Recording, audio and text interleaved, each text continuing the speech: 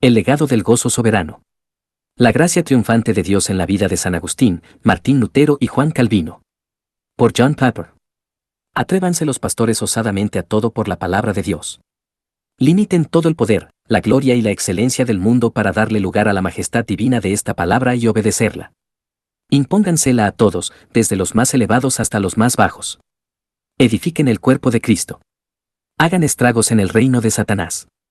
Den de pastar a las ovejas, maten a los lobos, instruyan y exhorten a los rebeldes. Aten y desaten el trueno y el relámpago, si es necesario, pero háganlo todo de acuerdo con la palabra de Dios. Juan Calvino. Sermones sobre la epístola a los Efesios. Capítulo 3. La majestad divina de la palabra. Juan Calvino, el hombre y su predicación. Dios es absoluto. Juan Calvino aprobaría que comenzáramos este capítulo con Dios, y no con él. No había nada que le importara más que la supremacía de Dios sobre todas las cosas. Por tanto, centremos nuestra atención en la forma en que Dios se identifica a sí mismo en Éxodo 3, 14 y 15. Aquí veremos al sol del sistema solar del pensamiento y la vida de Juan Calvino. Dios llama a Moisés y lo envía a Egipto para que saque a su pueblo de la esclavitud. Moisés se siente asustado ante esta misión y presenta la objeción de que él no es la persona correcta para hacer esto. Dios le responde diciéndole, yo estaré contigo, Éxodo 3:12.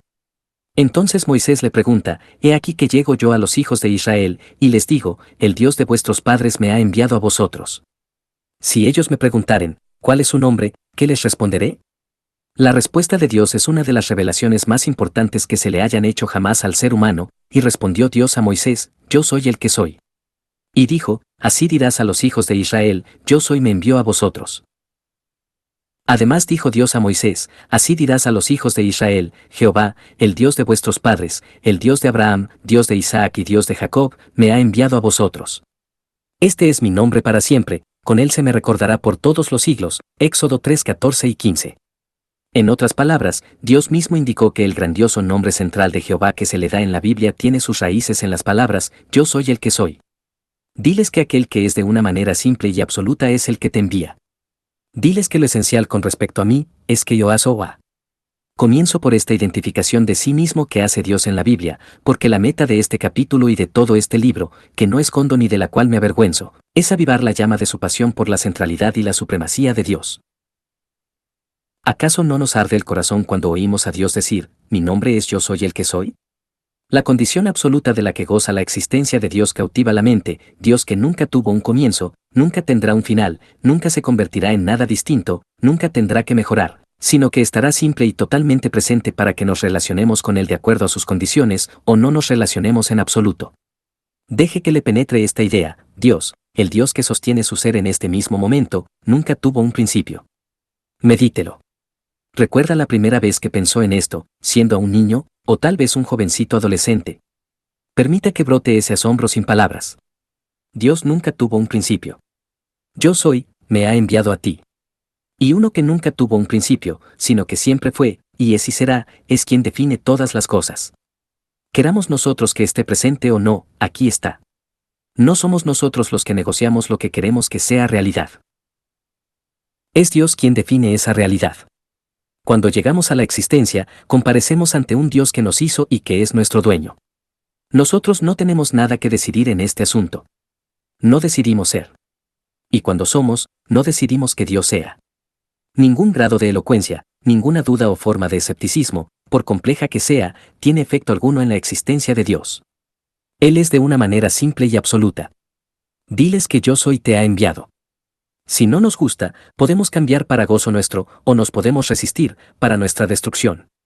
Sin embargo, hay una cosa que permanece totalmente inalcanzable. Dios es. Estaba presente antes que llegáramos nosotros. Estará presente cuando nosotros ya hayamos desaparecido. Y por consiguiente, el que importa en el ministerio por encima de todas las cosas, es este Dios. No podemos escapar a la simple y evidente verdad de que Dios debe ser lo principal en el ministerio. El ministerio tiene que ver con Él porque la vida tiene que ver con Él, y la vida tiene que ver con Él porque todo el universo tiene que ver con Él, y el universo tiene que ver con Él porque todo átomo, toda emoción y toda alma de cuantos seres angélicos, demoníacos y humanos existen, le pertenecen a Dios, el que es de manera absoluta. Él creó todo lo que existe, lo sostiene todo para que exista y dirige el curso de todos los acontecimientos, porque, de Él, y para Él, son todas las cosas. A Él sea la gloria por los siglos, Romanos 11:36. Si usted es pastor, quiera Dios encender en usted la pasión por su centralidad y supremacía en su ministerio, de manera que las personas a quienes ama y sirve digan, cuando usted haya muerto y haya desaparecido, este hombre conocía a Dios. Este hombre amaba a Dios. Este hombre vivía para la gloria de Dios. Este hombre nos mostraba a Dios semana tras semana. Este hombre, como dijo el apóstol, estaba lleno de toda la plenitud de Dios, Efesios 3:19. Esta es la meta y la responsabilidad de este capítulo y de este libro. No solo porque es algo implícito en toda la maravillosa existencia de Dios, y no solo porque está explícito en la palabra de Dios, sino también porque David Walsh tiene toda la razón cuando afirma, es este Dios, majestuoso y santo en su ser, el que ha desaparecido del mundo evangélico moderno. Leslie Newbigin dice lo mismo. De repente me di cuenta de que alguien podía utilizar todo el lenguaje del cristianismo evangélico, y sin embargo, el centro de todo seguía siendo el yo y mi necesidad de salvación, y Dios solo es auxiliar en esto. Vi también que una gran parte de la cristiandad evangélica se puede deslizar con facilidad, centrarse en el yo y en mi necesidad de salvación, y no centrarse en la gloria de Dios. Y vaya si nos hemos deslizado. ¿Dónde están hoy las iglesias en las cuales la experiencia predominante es el precioso peso de la gloria de Dios? El celo incansable de Calvino por ilustrar la gloria de Dios. Juan Calvino vio esto mismo en sus propios días. En 1538, el cardenal italiano Sadoleto les escribió a los dirigentes de Ginebra, tratando de ganarlos de vuelta para la Iglesia Católica Romana después que ellos se habían vuelto a las enseñanzas reformadas. Comenzó su carta con una larga sección conciliatoria sobre lo valiosa que es la vida eterna, antes de llegar a sus acusaciones contra la Reforma. Calvino escribió la respuesta a Sadoleto en 6 días durante el otoño de 1539. Este fue uno de sus primeros escritos, y el que propagó la fama de su nombre como reformador por toda Europa. Lutero la leyó y dijo, «He aquí un escrito que tiene manos y pies. Me regocija que Dios levante hombres así».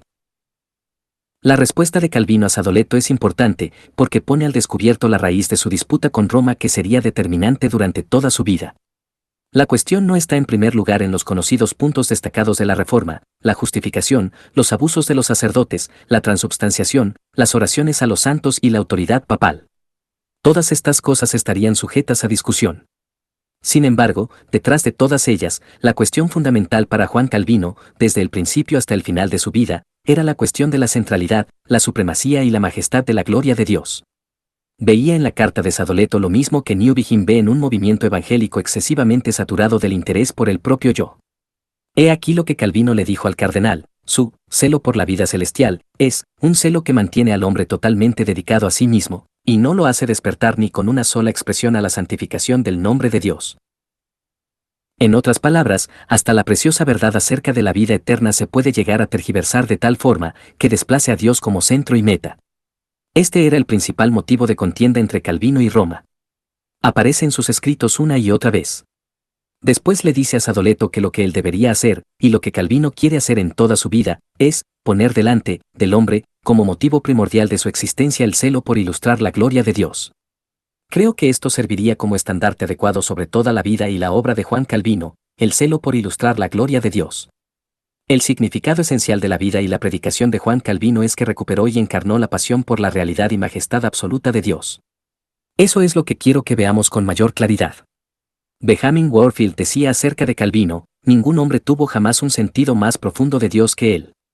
Esa es la clave de su vida y de su teología. Gerardus Voss, erudito del Nuevo Testamento en Princeton, hizo en 1891 esta pregunta: ¿por qué la teología reformada ha sido capaz de captar las Escrituras en su plenitud de una forma que no ha podido ninguna otra rama de la cristiandad? Esta es su respuesta: porque la teología reformada se apoderó de la idea fundamental más profunda. Esta idea fundamental que sirvió como clave para tener acceso a los ricos tesoros de las Escrituras fue la preeminencia de la gloria de Dios ante la consideración de todo lo que ha sido creado. Esta infatigable orientación hacia la gloria de Dios es la que les da coherencia a la vida de Juan Calvino y a la tradición reformada que le siguió. Voss dijo que, el lema general de la fe reformada es este: la obra de la gracia en el pecador es un espejo para la gloria de Dios. Reflejar la gloria de Dios es el sentido que tienen la vida y el ministerio de Juan Calvino.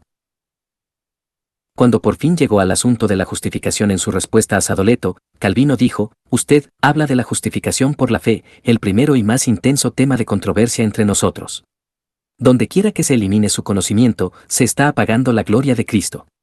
Es decir, que una vez más podemos ver lo que es fundamental. La justificación por la fe tiene una importancia máxima, pero la tiene por una razón más profunda. Lo que está en juego es la gloria de Cristo. Donde quiera que se elimine el conocimiento de la justificación, se apaga la gloria de Cristo.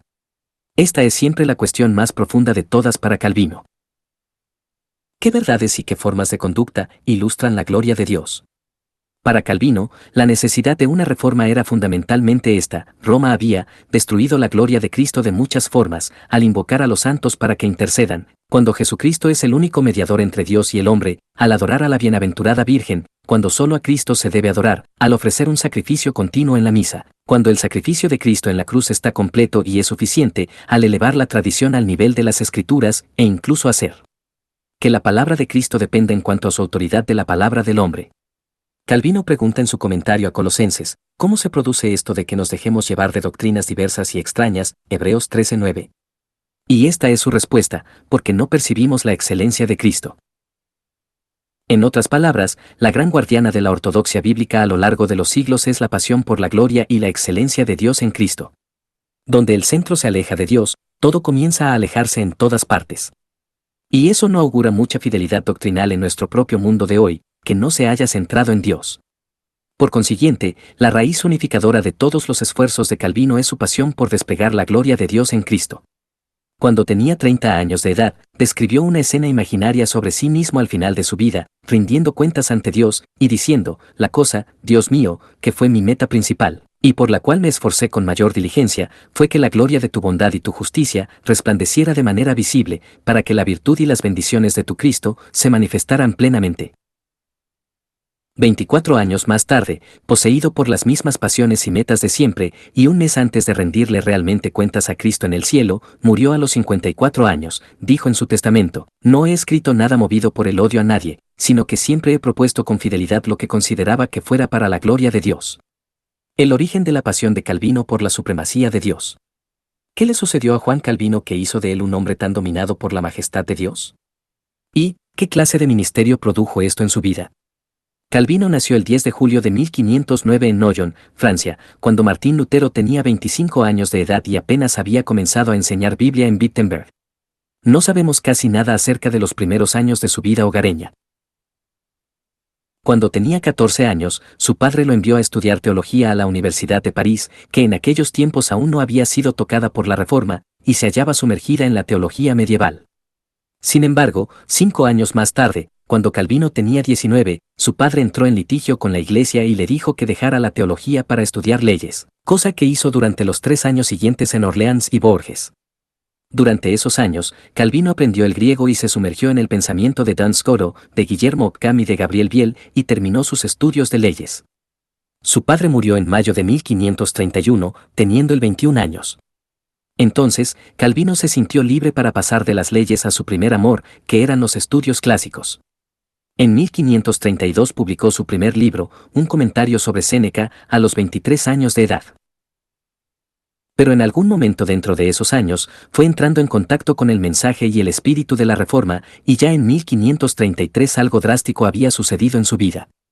En noviembre de 1533, Nicolas Copp, amigo de Calvino, predicó en la inauguración del periodo de invierno en la Universidad de París y fue llamado a contar por el Parlamento a causa de sus doctrinas, semejantes a las de los luteranos.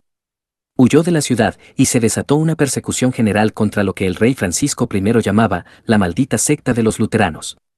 Calvino se encontraba entre los que lograron escapar.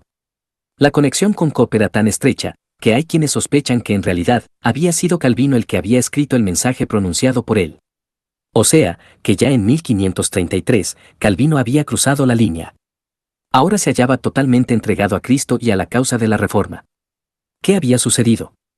7 años más tarde, Calvino relata la forma en que se produjo su conversión. Describe cómo ha estado luchando por vivir con celo la fe católica. Cuando he aquí que comenzó una forma muy distinta de doctrina, no una doctrina que nos alejara de la profesión cristiana, sino una que nos traía de vuelta a sus fuentes, a su pureza original. Ofendido por aquella novedad, la oí sin desearlo y, al principio, confieso que me resistí con fuerza y compasión, a confesar que toda mi vida había estado en la ignorancia y el error. Al fin logré darme cuenta, como si se hubiera abierto paso la luz sobre mí, frase muy clave, en vista de lo que veremos, en qué posilga de error me había revolcado, y cuánta contaminación e impureza había contraído de esa forma. Sumamente alarmado ante la infelicidad en la que había caído, como atado por el deber, hice que mi primera obligación fuera entrar en tu camino, oh Dios, condenando mi vida pasada, no sin gemidos y lágrimas. Dios, por medio de una conversión repentina, sometió mi mente y la puso dentro de un marco de docilidad. Habiendo recibido así algún gusto y conocimiento de la verdadera santidad, me sentí inflamado de inmediato con un intenso anhelo de hacer progresos. ¿Cuál fue el fundamento de la fe de Calvino que produjo una vida dedicada por completo a la manifestación de la gloria y la majestad de Dios? La respuesta parece ser que Calvino, de manera repentina, como él dice, vio y probó en las Escrituras la majestad de Dios. Y en ese momento, tanto Dios como su palabra fueron autenticados de forma tan poderosa e indiscutible para su alma, que se convirtió en amoroso siervo de Dios y de su palabra para el resto de su vida. Esta experiencia y esta convicción destronaron a la Iglesia como la autoridad que acredita a las Escrituras ante los santos. La majestad de Dios mismo en la palabra fue suficiente para realizar esta obra. La forma en que sucedió esto es sumamente importante, y necesitamos ver cómo lo describe el propio Calvino en su institución, sobre todo en el libro 1, capítulos 7 y 8. Aquí batalla con la forma en que podemos llegar a un conocimiento salvador de Dios por medio de las Escrituras. Su respuesta es la famosa frase, el testimonio interno del Espíritu Santo. Por ejemplo, dice, en última instancia, las Escrituras bastarán para un conocimiento salvador de Dios solo cuando su certeza esté fundada en la persuasión interna del Espíritu Santo, y 8:13. Así que para Calvino, hubo dos cosas que se reunieron a fin de darle un conocimiento salvador de Dios, las Escrituras y la persuasión interna del Espíritu Santo. Ninguna de las dos por sí solas bastan para salvarse. Ahora bien, ¿cómo funciona esto en la realidad? ¿Qué hace el Espíritu?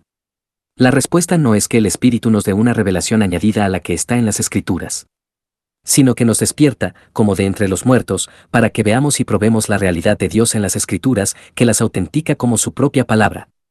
Esto es lo que dice, nuestro Padre Celestial, al revelar su majestad, en las Escrituras, levanta la reverencia por las Escrituras por encima del ámbito de la controversia, 1:13. Esta es la clave para Calvino. El testimonio de Dios con respecto a las Escrituras es la revelación inmediata, inexpugnable y vital para nuestra mente de la majestad de Dios que se manifiesta en las mismas Escrituras. La majestad de Dios es el terreno donde se apoya la seguridad que tenemos en su palabra. Una y otra vez, al describir lo que sucede cuando se llega a la fe, vemos que menciona la majestad de Dios revelada en las Escrituras como la que reivindica las propias Escrituras. Así que ya en la dinámica de su propia conversión, se había encendido la pasión central de su vida. Nos hallamos ahora casi al fondo de su experiencia. Si profundizamos un poco más, veremos con mayor claridad por qué esta conversión tuvo por consecuencia una constancia invencible en la lealtad de Calvino durante toda su vida a la majestad de Dios y a la verdad de su palabra. He aquí las palabras que nos van a llevar a una profundidad mayor. Por consiguiente, iluminados por el poder del Espíritu, no creemos por nuestro propio juicio, observe esto, ni por el juicio de ningún otro, que las Escrituras proceden de Dios, sino que por encima del juicio humano, afirmamos con una certeza absoluta, igual que si estuviéramos contemplando la majestad del mismo Dios, que ha llegado a nosotros desde la misma boca de Dios por medio de un ministerio de hombres. Esto es casi desconcertante. Dice que su convicción con respecto a la majestad de Dios en las Escrituras no se apoya en ningún juicio humano, ni siquiera en el suyo propio. ¿Qué quiere decir? Tal vez unas palabras del apóstol Juan arrojen la luz más provechosa sobre lo que Calvino está tratando de explicar. He aquí las palabras clave de 1 de Juan 5:6-11, y el Espíritu es el que da testimonio, porque el Espíritu es la verdad. Si recibimos el testimonio de los hombres, mayor es el testimonio de Dios, igual del Espíritu, porque este es el testimonio con que Dios ha testificado acerca de su Hijo, y este es el testimonio, que Dios nos ha dado vida eterna, y esta vida está en su Hijo. En otras palabras, el testimonio de Dios, esto es, el testimonio interno del Espíritu, es mayor que el testimonio de cualquier ser humano, y es probable que Juan hubiera dicho dentro de este contexto, que aquí queda incluido también el testimonio de nuestro propio juicio. ¿Y cuál es ese testimonio de Dios? No es una simple palabra que nos entrega a nuestro juicio para que reflexionemos, porque entonces nuestra convicción se apoyaría en esa reflexión. Entonces, ¿qué es? El versículo 11 es la clave, y este es el testimonio, que Dios nos ha dado vida eterna. Considero que esto significa que Dios nos da testimonio de su realidad y de la realidad de su Hijo y de su palabra al darnos vida de entre los muertos, para que vivamos. Su testimonio es el don de la vida espiritual. Su testimonio es que cobramos vida ante su majestad y lo vemos tal como Él es en su palabra. En ese instante, no razonamos a partir de premisas hasta llegar a las conclusiones, sino que vemos que estamos despiertos y que no hay ni siquiera un juicio humano anterior acerca de aquello en lo que nos podamos apoyar. Cuando Lázaro fue despertado en la tumba por el llamado testimonio de Cristo, supo sin razonar que estaba vivo y que era aquel llamado el que lo había despertado a la vida. Esta es la forma que J. A. Packer lo explica: el testimonio interno del Espíritu en Juan Calvino es una obra de iluminación por la cual, a través del medio del testimonio verbal, los ciegos ojos del Espíritu son abiertos, y las realidades divinas llegan a ser reconocidas y aceptadas tal como son.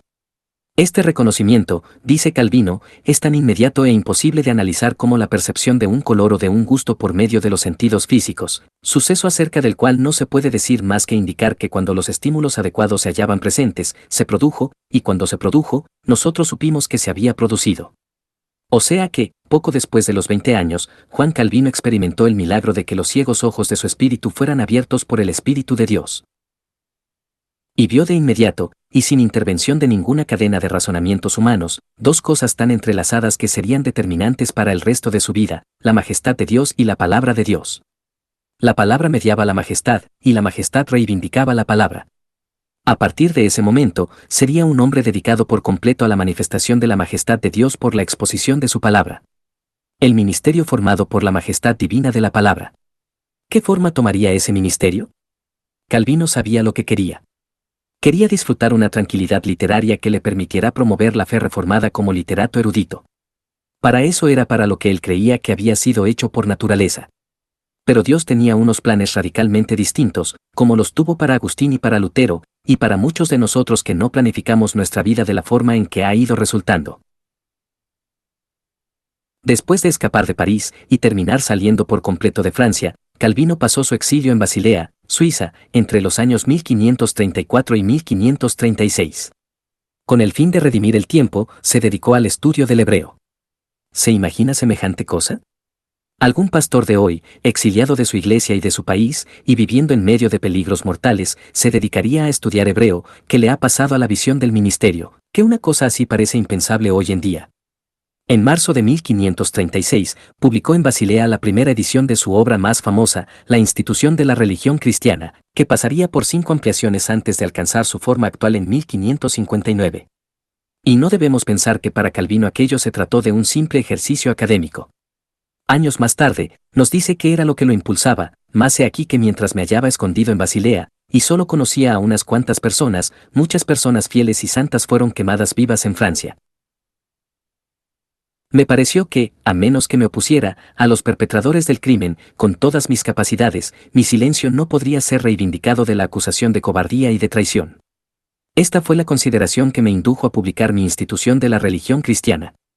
Fue publicada con la única intención de que los hombres supieran cuál era la fe que sostenían aquellos a quienes veía difamados con bajeza y perversidad. Así que, cuando tenga en las manos la institución de Juan Calvino, recuerde que para él, la teología fue fraguada en las hogueras donde ardía carne humana, y que Calvino no se pudo quedar sentado sin hacer nada y necesitó hacer algún esfuerzo por reivindicar a los fieles y al Dios por el cual ellos sufrían. Pienso que tal vez nosotros haríamos mejor nuestra teología si hubiera más en juego en lo que dijéramos. En 1536, Francia les concedió una amnistía temporal a los que habían huido. Calvino regresó, puso en orden sus asuntos y se marchó, sin volver a regresar nunca, llevándose consigo a su hermano Antoine y a su hermana Marie. Tenía la intención de irse a Estrasburgo para continuar su vida de pacífica producción literaria. Sin embargo, más tarde le escribiría a un amigo diciéndole: he aprendido por experiencia que no podemos ver muy lejos delante de nosotros. Cuando me prometía una vida fácil y tranquila, estaba a punto de suceder lo que menos me esperaba. Una guerra entre Carlos V y Francisco I tuvo por consecuencia unos movimientos de tropas que bloquearon el camino a Estrasburgo, y Calvino tuvo que desviarse por Ginebra. Desde nuestro punto de vista, nos tenemos que maravillar ante la providencia de Dios, de que haya dispuesto así de los ejércitos para poner a sus pastores donde Él los quería. Durante la noche que pasó en Ginebra, Guillermo Farel, el ardiente líder de la Reforma en aquella ciudad, averiguó dónde estaba y fue a buscarlo. Aquella reunión cambió el curso de la historia, no solo para Ginebra, sino para el mundo entero. Calvino nos dice lo sucedido en su prefacio a su comentario sobre los Salmos. Farel, quien ardía con un extraordinario celo por la extensión del Evangelio, supo de inmediato que estaba decidido en mi corazón a dedicarme a mis estudios privados, por lo que me quería mantener libre de otras actividades, y viendo que no ganaba nada a base de tratar de llegar a un acuerdo, procedió a lanzar una imprecación en la que le pedía a Dios que maldijera mi retiro y la tranquilidad de estudios que yo andaba buscando, si yo me retiraba y me negaba a darle ayuda, cuando la necesidad era tan urgente. Ante aquella imprecación, me sentí tan aterrado, que desistí del viaje que había emprendido. El curso de su vida quedó irrevocablemente cambiado. No solo en el sentido geográfico, sino también en el vocacional. Nunca más trabajaría Calvino en lo que él llamaba la tranquilidad de los estudios. A partir de aquel momento, cada una de las páginas de los 48 volúmenes de libros, folletos, sermones, comentarios y cartas que escribió, sería martillada en el yunque de la responsabilidad pastoral. Tomó sus responsabilidades en Ginebra, primero como profesor de Sagrada Escritura, y al cabo de 4 meses fue nombrado pastor de la iglesia de San Pedro, una de las 3 parroquias que había en aquella ciudad, entonces de 10.000 habitantes. Pero el consejo de la ciudad no estaba totalmente contento con Farel ni con Calvino, porque no se inclinaban ante todos sus deseos. Así que ambos fueron desterrados en abril de 1538. Calvino respiró aliviado, y pensó que Dios lo estaba liberando del gran peso de los deberes pastorales para que pudiera seguir sus estudios. Pero cuando Martín Bucero supo que Calvino estaba disponible para llevarlo a Estrasburgo, hizo lo mismo que Farel había hecho para que se quedara en Ginebra. Calvino escribe, ese gran siervo de Cristo, Martín Bucero, utilizando una clase parecida de protesta y de juramentos que aquellos a los que había recurrido antes Farel, me arrastró hacia un nuevo puesto. Alarmado por el ejemplo de Jonás que él me puso delante, continué aún en la labor de enseñar. Es decir, que aceptó ir a Estrasburgo para enseñar. De hecho, durante 3 años, Calvino le sirvió de pastor a unos 500 refugiados franceses que había en Estrasburgo, además de enseñar Nuevo Testamento. También escribió su primer comentario, que versó sobre Romanos, y publicó la segunda edición aumentada de la institución. Tal vez la providencia más importante durante esta estancia de 3 años en Estrasburgo fue que encontró esposa. Varias personas habían tratado de conseguirle una. Tenía 31 años, y numerosas mujeres se habían mostrado interesadas en él. Calvino le había dicho a su amigo y casamentero Guillermo Farello que él quería en una esposa, la única belleza que me atrae a mí es esta, que sea casta, no demasiado simpática ni quisquillosa, económica, paciente y dispuesta a cuidar de mi salud. Parker comenta, el amor romántico parece no haber tenido lugar en su personalidad. Sin embargo, un cortejo más bien prosaico lo llevó a un matrimonio feliz.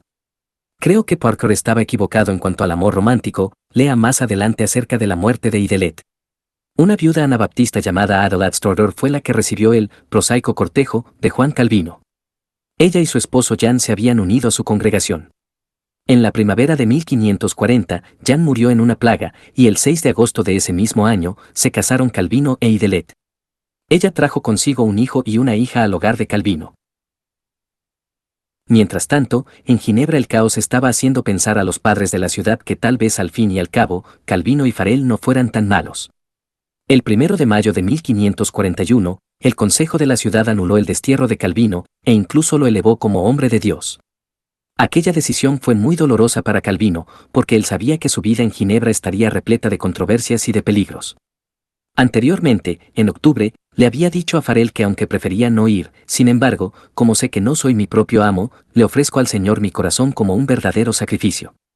Esto se convirtió en el lema de Calvino, y la imagen que hay en su emblema incluye una mano ofreciéndole a Dios un corazón, acompañada de esta inscripción latina, Prompte et sincere, con prontitud y sinceridad. El martes, 13 de septiembre de 1541, entró en Ginebra por segunda vez para servir allí a la iglesia hasta su fallecimiento, el 27 de mayo de 1564. Su primer hijo, llamado Jack, nació el 28 de julio de 1542, para morir 2 semanas más tarde. A su amigo Viret le escribió, ciertamente, el Señor nos ha herido de manera grave y amarga en la muerte de nuestro pequeño. Pero él mismo es también padre, y sabe mejor que nadie lo que es bueno para sus hijos. Este es el tipo de sumisión a la soberana mano de Dios que Calvino manifestó en medio de sus incontables pruebas. Idelette nunca volvió a sentirse bien. Tuvieron 2 hijos más, que también murieron al nacer o poco después. Más tarde, el 29 de marzo de 1549, Idelette murió de algo que es probable que fuera tuberculosis. Calvino le escribió a Viret estas palabras: «Tú sabes muy bien lo tierna, o más bien blanda, que es mi mente. De no haberme sido dado un poderoso dominio de mí mismo, no lo habría podido soportar por tanto tiempo. Y en realidad, la fuente de mi angustia no tiene nada de ordinaria. He perdido a la mejor compañera de mi vida, alguien que, de haber sido dispuestas así las cosas, habría compartido voluntariamente no solo mi pobreza, sino incluso mi muerte. Durante su vida, fue mi fiel ayudante en el ministerio. Nunca experimenté el más mínimo obstáculo de su parte. Nunca me creó problemas durante todo el transcurso de su enfermedad, sino que estaba más ansiosa por sus hijos que por ella misma. Como temía que esas preocupaciones privadas la inquietaran sin razón alguna, 3 días antes que muriera aproveché una ocasión para decirle que no dejaría de cumplir mis deberes hacia sus hijos. Calvino nunca se volvió a casar. Y fue mejor así. El ritmo de vida que llevaba no le habría dejado demasiado tiempo para una esposa y unos hijos. Nicolás Colladón, ministro y amigo suyo que vivió en Ginebra durante esos años, describe así su vida. Por su parte, Calvino no se cuidaba en absoluto, trabajando mucho más allá de lo que le permitían sus fuerzas y la atención de su salud. Solía predicar cada día durante semanas alternas, y 2 veces todos los domingos, es decir, un total de unas 10 veces cada 2 semanas. Cada semana daba 3 conferencias de teología. Asistía al consistorio en el día señalado y hacía todas las amonestaciones. Cada viernes en el estudio de la Biblia, lo que él añadía después que el que lo dirigía había hecho su declaración, era casi una conferencia. Nunca dejaba de visitar a los enfermos, de exhortar y aconsejar en privado, y todo el incontable resto de cuestiones que surgían del ejercicio ordinario de su ministerio. Pero además de aquellas tareas ordinarias, sentía gran preocupación por los creyentes de Francia, tanto por enseñarles, exhortarlos, aconsejarlos y consolarlos por medio de cartas cuando los perseguían, como intercediendo por ellos. Sin embargo, todo esto no impedía que siguiera trabajando en sus estudios especiales y componiendo muchos libros espléndidos y de gran utilidad. Era, como lo llamaba Wolfgang Musculus, un arco siempre tenso. En cierto sentido, trataba de cuidar de su salud, pero es probable que aquello le hiciera más daño que bien. Colladón dice que le preocupaba poco su salud y mayormente se sintió satisfecho durante muchos años haciendo una sola comida al día, sin tomar nunca nada entre 2 comidas. Daba como razón que la debilidad de su estómago y sus migrañas solo se podían controlar, como él había descubierto por experiencia propia, a base de una abstinencia continua. En cambio, por otra parte, era evidente que no le preocupaba su salud y trabajaba de día y de noche, tomándose raras veces un descanso. Se puede escuchar su continua actividad en esta carta a Falais, escrita en 1546. Además de los sermones y las conferencias, ha pasado un mes en el cual apenas he hecho nada, de tal forma que me siento casi avergonzado de vivir de una forma tan poco útil. Solo había pronunciado 20 sermones y 12 conferencias en aquel mes. Para tener una imagen más clara de su férrea constancia, añadamos a esta agenda de trabajo la mala salud de la que sufrió continuamente. En 1564, teniendo 53 años de edad, les escribía a sus médicos, describiéndoles sus cólicos y que escupía sangre, además de sus fiebres palúdicas, su gota y los insoportables dolores de sus hemorroides. Sin embargo, peores que todo lo anterior parecen haber sido los cálculos nefríticos que tenía que pasar sin el alivio de sedante alguno. Los cálculos me produjeron un dolor increíble. Al final, y no sin las tensiones más dolorosas, logré echar un cálculo, lo cual mitigó hasta cierto punto mis sufrimientos, pero su tamaño era tal que laceró el canal urinario, y lo siguió una copiosa descarga de sangre.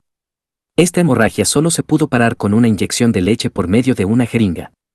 Encima de todas estas presiones y estos sufrimientos físicos, se encontraban las amenazas contra su propia vida. No le era poco familiar el sonido de las turbas fuera de su casa, en Ginebra, amenazando con tirarlo al río y disparar sus mosquetes. En su lecho de muerte, Calvino les dijo a los pastores allí reunidos: «He vivido aquí en medio de continuas riñas. Por reírse de mí, una noche me dieron delante de mi puerta un saludo con 40 o 50 tiros de arcabuz, arma larga de fuego, antecesora del fusil». En una carta que le escribió a Melanchthon en 1558, le dice que la guerra era inminente en la región y que las tropas enemigas podrían alcanzar Ginebra en media hora. De lo que puedes deducir, le decía, que no solo nos hemos exiliado hacia el temor, sino que todas las variedades más crueles de muerte penden sobre nuestras cabezas, porque en la causa de la religión ellos no van a fijarle límites a su barbarie. En otras palabras, se iba a dormir, cuando lograba ir a dormir, pensando de vez en cuando en las clases de torturas a las que sería sometido si los ejércitos enemigos entraban en Ginebra. Uno de los aguijones más persistentes en el costado de Calvino eran los libertinos de Ginebra. Pero aquí también, su perseverancia triunfó de una manera notable. En todas las ciudades de Europa, los hombres mantenían amantes. Cuando Calvino comenzó su ministerio en Ginebra en 1536, a la edad de 27 años, había una ley que decía que un hombre solo podía tener una amante. Después que Calvino había predicado durante más de 15 años como pastor en la iglesia de San Pedro, la inmoralidad seguía siendo una plaga, incluso en la misma iglesia. Los libertinos se ufanaban de su licencia. Para ellos, la comunión de los santos significaba la posesión común de bienes, casas, cuerpos y mujeres. Es decir, que practicaban el adulterio y se dedicaban a la promiscuidad sexual en el nombre de la libertad cristiana. Y al mismo tiempo, reclamaban el derecho de sentarse a la mesa del Señor. La crisis de la comunión llegó a su punto álgido en 1553. A un libertino en buena posición llamado Berthelier, el consistorio de la iglesia le prohibió comer la Santa Cena, pero él apeló esta decisión ante el Consejo de la ciudad, que anuló aquella norma. Esto creó una crisis para Calvino, que no podía pensar en cederle al Estado los derechos de excomunión, ni en admitir a un libertino a la mesa del Señor. Como siempre, lo que estaba en juego era la gloria de Cristo. Le escribió a Bidet: yo hice el juramento de que estaba decidido a encontrar primero la muerte, antes que profanar de manera tan vergonzosa la Santa Cena del Señor. Estaría abandonando mi ministerio si soportara que pisotearan la autoridad del consistorio y aceptara en la cena de Cristo a francos escarnecedores. Mejor debería morir 100 veces, antes que someter a Cristo a semejante burla tan repugnante. Llegó el día del Señor en que sería probado. Los libertinos estaban presentes para comer la cena del Señor. Era un momento crítico para la fe reformada en Ginebra. Se había predicado el sermón, se habían ofrecido las oraciones, y Calvino descendió del púlpito para tomar su lugar junto a los elementos en la mesa de la comunión. Consagró debidamente el pan y el vino, y ya estaba listo para distribuirlos a los comulgantes. Entonces, de repente, los que perturbaban a Israel comenzaron a precipitarse en dirección a la mesa de la comunión. Calvino extendió los brazos alrededor de los vasos sacramentales, como para protegerlos del sacrilegio, mientras resonaba su voz por todo el edificio: podréis aplastar estas manos, me podréis cercenar estos brazos, me podréis quitar la vida, mi sangre es vuestra y la podéis derramar, pero nunca me forzaréis a darles las cosas santas a los profanos, y deshonrar la mesa de mi Dios. Después de esto, dice Beza, el primer biógrafo de Calvino, se celebró la sagrada ordenanza en medio de un profundo silencio, y bajo un solemne temor reverencial en todos los presentes, como si Dios mismo hubiera estado visible entre ellos. El motivo por el que menciono estos sufrimientos de Ginebra es poner de relieve la invencible constancia de Juan Calvino en el ministerio al que lo había llamado Dios. Anteriormente preguntamos qué le sucedió a Juan Calvino para hacer de él un hombre tan dominado por la majestad de Dios. ¿Qué clase de ministerio produjo esto en su vida? Respondimos la primera pregunta, diciendo que Calvino experimentó el testimonio interno sobrenatural del Espíritu con respecto a la majestad de Dios en las Escrituras. A partir de ese momento, todo en su pensamiento, en sus escritos y en su ministerio tenía como meta ilustrar la majestad y la gloria de Dios. Ahora bien, ¿cuál es la respuesta a la segunda pregunta? ¿Qué clase de ministerio produjo esta entrega a la majestad de Dios? En parte, la respuesta ya ha sido dada. Produjo un ministerio de una increíble firmeza, un ministerio, por usar la descripción que usa Calvino para referirse a los ministros fieles de la palabra, de una invencible constancia. Sin embargo, hasta ahora solo tenemos la mitad de la respuesta. Fue un ministerio de incansable exposición de la palabra de Dios. La constancia tenía un enfoque, que era la exposición de la palabra de Dios. Calvino había visto en las Escrituras la majestad de Dios. Esto lo persuadió de que las Escrituras eran la palabra misma de Dios. Él decía: les debemos a las Escrituras la misma reverencia que le debemos a Dios, porque proceden de Él solamente, y no tienen nada del hombre mezclado en ellas. Su propia experiencia le había enseñado que, la prueba más elevada de las Escrituras se deriva en general del hecho de que es Dios en persona el que habla en ellas. Estas verdades llevaban a una conclusión que para Calvino era inevitable. Puesto que las Escrituras son la voz del mismo Dios, y puesto que de esta manera se autentican a sí mismas al revelar la majestad de Dios, y puesto que la majestad y la gloria de Dios son la razón de toda existencia, se sigue que la vida de Calvino estaría marcada por una invencible constancia en la exposición de las Escrituras. Escribió folletos, escribió la gran institución, escribió comentarios sobre todos los libros del Nuevo Testamento, menos el Apocalipsis, y además sobre el Pentateuco, los Salmos, Isaías, Jeremías y Josué. Dio conferencias bíblicas, muchas de las cuales fueron publicadas como verdaderos comentarios, y además predicaba 10 sermones cada 2 semanas. Pero todo aquello era exposición de las Escrituras. Dillenberger dice, Calvino daba por sentado que toda su labor teológica consistía en exponer las Escrituras. En su testamento, decía, me he esforzado, tanto en mis sermones como en mis escritos y comentarios, por predicar la palabra con pureza y castidad, e interpretar fielmente sus sagradas Escrituras.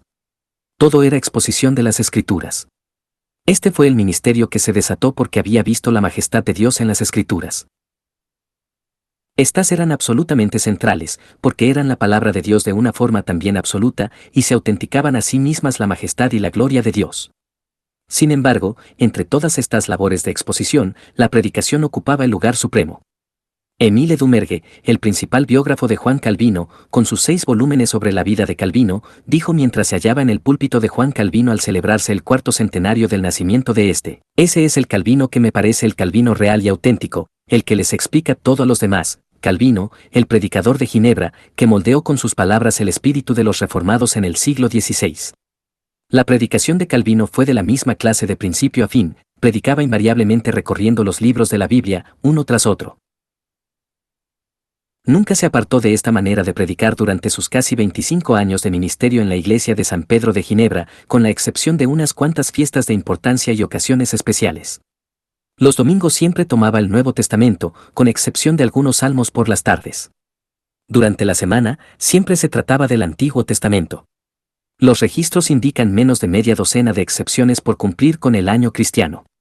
Ignoraba casi por completo las fiestas de Navidad y de Resurrección en la selección de sus textos. Para darle alguna idea de la amplitud de la predicación de Calvino desde el púlpito, le diré que comenzó su serie sobre el libro de los Hechos el 25 de agosto de 1549, y la terminó en marzo de 1554.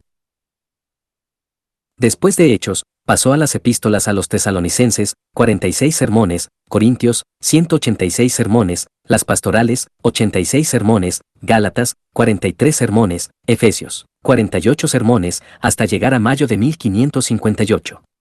Después de esta fecha, hay un tiempo durante el cual estuvo enfermo. En la primavera de 1559 comenzó la armonía de los evangelios y no la había terminado al morir en mayo de 1564.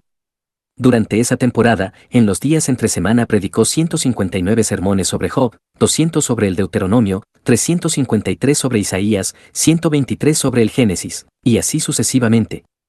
Una de las ilustraciones más claras de que esto era una decisión consciente por parte de Calvino es el hecho de que en el día de Pascua de Resurrección de 1538, después de predicar, dejó el púlpito de San Pedro, desterrado por el concilio de la ciudad. Regresó en septiembre de 1541, más de 3 años después, y continuó su exposición en el versículo siguiente. ¿Por qué esta dedicación tan notable a la centralidad de la predicación expositiva en forma de secuencia? Hay 3 razones que son tan válidas hoy como lo eran en el siglo XVI. En primer lugar, Calvino creía que la palabra de Dios era una lámpara que les había sido quitada a las iglesias. En su propio testimonio personal, decía, tu palabra, que habría debido resplandecer sobre todo tu pueblo como una lámpara, nos fue quitada, o al menos, suprimida. Y ahora, oh Señor, ¿qué le queda a un desdichado como yo, sino suplicarte ardientemente que no juzgue según mis merecidos castigos por el temible abandono de tu palabra, de los cuales, en tu maravillosa bondad, me has liberado al fin? Calvino estaba consciente de que la exposición continua de los libros de la Biblia era la mejor forma de superar el temible abandono de la palabra de Dios. En segundo lugar, Parker afirma que Calvino les tenía terror a los que predican sus propias ideas desde el púlpito.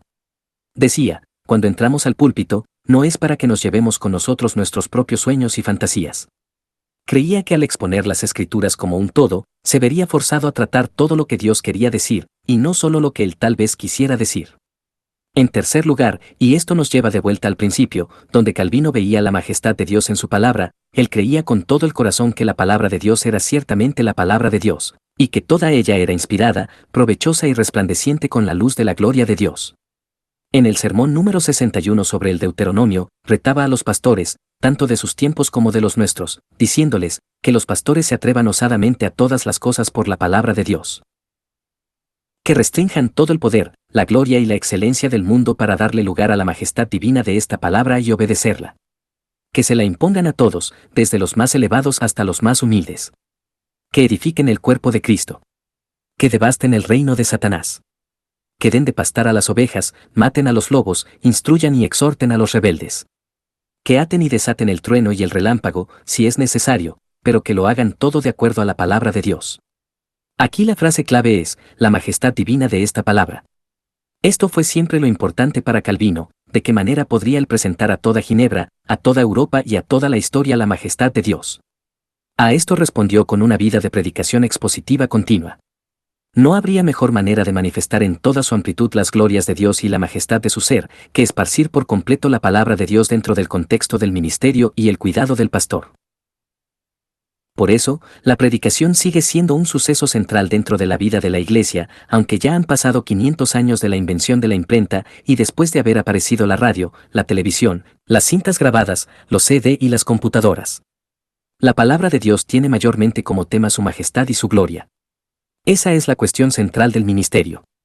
Y aunque se puedan conocer la gloria y la majestad de Dios en su palabra a través del suave susurro de un consejo junto al lecho de muerte de un santo que agoniza, hay algo en ella que clama por la exultación expositiva. Por esto la predicación nunca morirá. Y el hecho de estar centrados en Dios de una manera radical que lo invada todo en la vida, siempre va a crear en el pueblo de Dios el hambre por la predicación. Si Dios es, yo soy el que soy, el Dios de majestad grandioso, absoluto, soberano, misterioso y lleno de gloria al que veía Calvino en las Escrituras, siempre habrá predicación, porque mientras más se conozca a ese Dios, y más central él se vuelva, más sentiremos que no solo es necesario analizarlo y explicarlo, sino que también se le debe aclamar, proclamar y engrandecer con la exultación expositiva. El ardiente legado del gozo soberano, que se incendió de manera tan resplandeciente en la vida de Agustín y se esparció a lo largo de siglos en fervorosos santos, se enciende de nuevo en todas las generaciones por medio de una predicación ardiente, llena de locura por Dios, la predicación de la divina majestad de esta palabra. Que Dios les conceda a todos y cada uno de los predicadores de la palabra ese poder, saborear el gozo soberano que hay en él y ese mismo, intenso anhelo, por el que la exultación expositiva puede encender en cada iglesia.